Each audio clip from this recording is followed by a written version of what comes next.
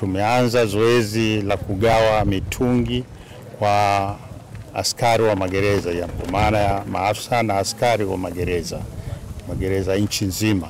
Tumegawanyika kwa kanda, na sisi ni kanda ya kaskazini, ambayo hii kanda ya kaskazini mimi kama mwenyekiti wa bodi na mkurugenzi mkuu wa wakala wa nishati vijijini ndio tumeanza.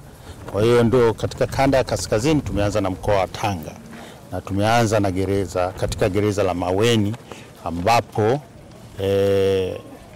mkuu wa magereza wa mkoa ACP Nandi pamoja na mkuu wa gereza sasa la Maweni ndio walikuwa wenyeji wetu, kwa maana ya mitungi ambayo inatakiwa kugawiwa katika mkoa wa Tanga, ambao yapata itakuwa ni 653, lakini katika gereza hili la Maweni ni mitungi 225.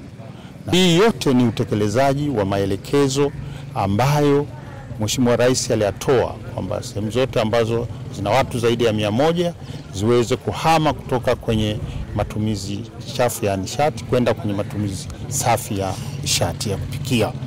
Na hii tumeingia makubaliano na jeshi la magereza kwa maana ya wakala wa nishati vijijini mwaka jana, na utekelezaji umeanza. Na kwenye magereza yote nchi nzima tayari tumeshapita, wameshabadilika, wameshaanza kutumia nishati safi. Kuanzia mwaka huu Januari hakuna gereza ambalo linatumia kuni, linatumia nishati safi kupikia.